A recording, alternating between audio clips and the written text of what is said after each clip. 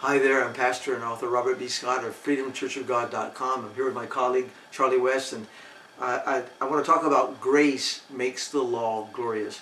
You know, Charlie, we hear a lot about the heresy of law keeping. The law is the bad word today. Law, you must be a heretic. But isn't there some heresy in the grace teachings today? Oh, more and more it seems. More and more. There's one preacher that we pray for who says his favorite verse is John 1:17, which says, "The law came by Moses, and grace and truth came by Jesus Christ." But if your favorite verse is John 1:17, you better combine it with other verses, or you could fall into heresy. The Bible interprets the Bible. The law came by Moses, grace and truth came by Jesus Christ. There are two things we need to remember here. Number one, remember it was Jesus who gave the law to Moses. The first 16 verses of John 1 explain that, make it clear. Number two, maybe you should read Isaiah 42:21.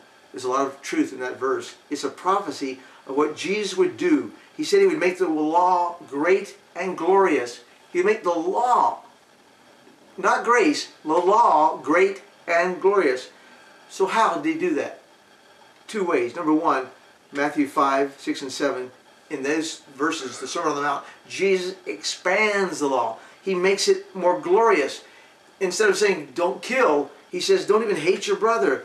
Instead of saying, don't commit adultery, he says, don't even lust after a person of the opposite sex. So, number two is, while the law is made more glorious and expanded in amplification, Jesus says, I'm the grace inside you. I'm coming to give grace so that you can keep the law and make that law glorious, because with me in you, you can keep it and give glory to my name. People will say, what a wonderful example you are. What a light. You're keeping the law. You're honest. You're a good citizen. You're faithful to your mate. You do all these things because you are making the law glorious.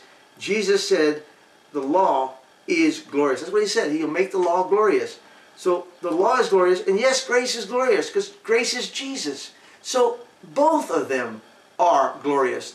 Grace is glorious. The law is glorious because grace in you keeps the law. Grace came by Jesus so we could keep the law. And that is the truth of God.